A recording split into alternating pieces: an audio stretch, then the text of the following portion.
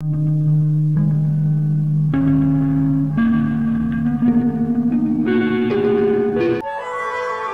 time for another good idea, bad idea. Good idea. Oh, wait, did you see that texture pop in? Looks like the level isn't finished loading. Woof, right. Likely a way to avoid long load screens, but it isn't exactly working if the game looks like Play-Doh. Well, if we wait long enough, it'll probably catch up. Throw up the clock. We'll wait for all assets to load in real time. So, eat at any good restaurants lately? Actually, yeah. Ever heard of Shake Shack? No, what are they, a milkshake shop? Well, yeah, but they're known for their burgers. They're known for their burgers? That's right. So why don't they call themselves Burger Shack? Because they do serve milkshakes as well. Are they known for their milkshakes? No. Why would they call themselves Shake Shack if they're known for their burgers? How the heck am I supposed to know? I'm just telling you they make a good burger and... Wait, is this thing even finished loading yet? Hold up. Just a second. And... done. Holy indie front flip! Why did it take forever to finish? Bad idea. Bad beginnings are a peeve of mine. Sometimes the show actually does get better. Sometimes the show stays the same quality of bad throughout. And it's not just animation that does this. Live action shows that have bad starts that end up later being good. Video games as well. You could have something like Doki Doki Literature Club start off cheesy and then actually get good. But because patience is low for most people will rather see the Friday Night Funkin' mods of Doki Doki Literature Club because it does this good stuff and ignores the bad. Probably the worst beginning out there for me is Legend of Zelda: The Wind Waker. It's my favorite Zelda game, but it would be my favorite video game of all time if it wasn't for the awful beginning. Super Mario Galaxy is my current favorite video game for the record. In Wind Waker, you play as Link and have to save your sister who was captured by a giant bird, thinking it was a pirate princess. You have to join the pirates to save your sister.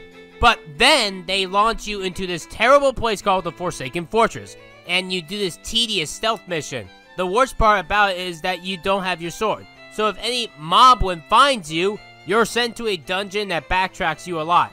And even when you do have the map, it's hard to navigate.